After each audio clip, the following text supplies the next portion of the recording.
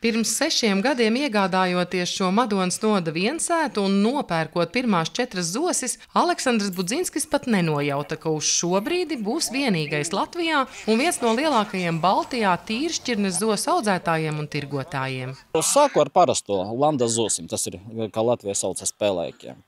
Pēc tam parādījās itāļi, baltās zosis. Lietuvā ieraudzīju Holmagoras pirmo reizi, kādi 5 atpakaļ, un tad es iemēlējos tajās rētajos šķirnēs, tāpēc, ka viņi ir lieli, milzīgi. No tur apetīte rodās ēdot.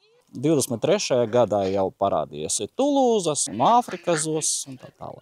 Tagad viņa saimniecībā ir jau 500 putnu, 11 šķirņu zosis un 10 šķirņu pīles, no kurām daļa citviet Latvijā nav sastopama. Te ir gan skrēji no vācu čempioniem. Te ir 2 šķirnes, kas Latvijai vispār nevienam nav. Tikai šitai saimniecība var ieraudzīt tas abakātie un gipsheimeri, bet vispār kopumā putni te ir no 7 valstīm. Latvijai ļoti grūti ir dabūt tiršķirni. Ir jauktiņi vai kaut kas tā. Ir ļoti daudz man nepatika, kā reklāmas portālos parādās, piemēram, tirgoja Holmagoru, bet zem tā Holmagora ir galīgi cits putns. Tad man arī parādījās tā doma, ka jāveido saimniecību, kurā cilvēki var atbraukt un redzēt dzīvajā, kā izskatās Holmagors, kā izskatās Tulūzas vai kā izskatās Ķīnas zosis. Viena saimniecība, lai būtu apskatāmi praktiski viss, kas pieejams ir Eiropā uz šodienu. Tas ir vairāk kā hobijs, bet, protams, ka patīkami, ka cilvēki atbrauc kaut ko nopērk un audzē tālāk. Kausera Aleksandrs zosis ir gudrākais no mājputniem, arī audzēšanas ziņā pateicīgs. Ūdensputniem nav kā vistai sarkanvērcīšu, spalgraužu vai vēl kaut kādu vēl tādu kukaiņu. Nav viņu.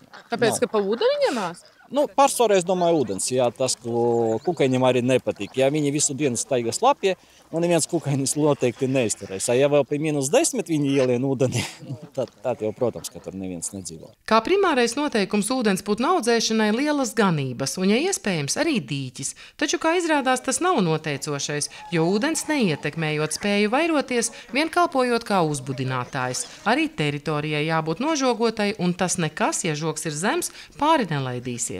Vai viņi var, protams, ka viņi var pat neparlidot, viņš var pārlikt, bet viņi zina savu teritoriju. Ja es pat noņēmu šādu tādu žogu pārlikt vai kaut ko, viņi zina to svītru, kur bija žogs, viņi pat neiet pāri. Pat ja tur žoga nav, viņi neies pāri. Taču no uzbrucējiem pat žogs nepasargā. Šogad Aleksandra saimniecība piedzīvojusi pamatīgus zaudējumus. Lapsas nagos tikuši vairāk nekā 50 putni, un ja tā parēķina naudas izteiksmē, kā stāsta Aleksandrs, putna cena tirgū atšķirībā no šķirnes ir no 20 eiro līdz 700 par pāri. Ļoti daudz pēdējos gadu iegādājas zosis kā mājdzīvnieku. Viņi negaļai skaistumam, tādai turēšanai, kā suņi, kaki, tagad arī zosis, arī mājās turas jau kā mājdzīvnieks. Gan igauni, gan lietuvieši, gan poļi šogad brauc pakaļ jau ir rezervējuši. Ļoti daudzi grib viņus izaudzēt no bērnības, lai viņi pierod pie tevis, pie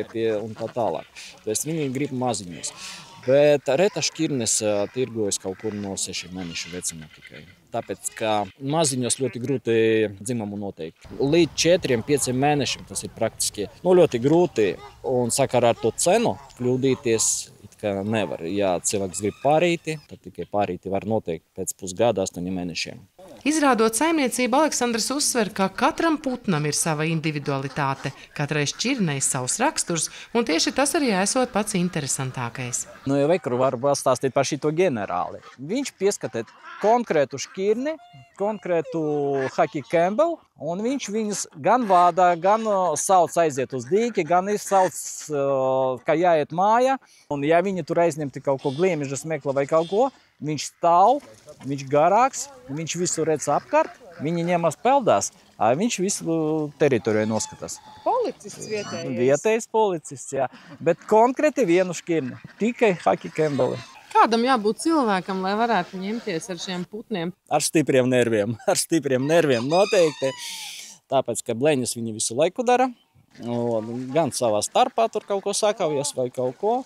Citu tur neko nevajag. Tas ir tikai pacietība, nervi un viss. Un darbs. Un darbs, jā.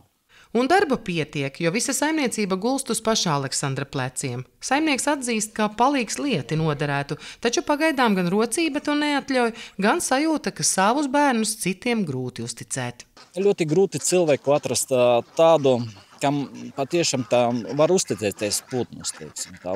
Tur jābūt bišku fanam. Vienkārši, es pagaidām neesmu gatavs, lai paņemtu kaut ko, lai, kas saka, es viens, es pats un labāk es pats viens. Vēl tikai jāpiebilst, ka šobrīd visus spēkus Aleksandrs velta līdz šim Latvijā nebijuša pasākuma pirmā starptautiskās mājputnu izstādes un tirgus organizēšanai. Gribas sataisīt patiešām lielu, viņa būs unikāla priekš Latvijas.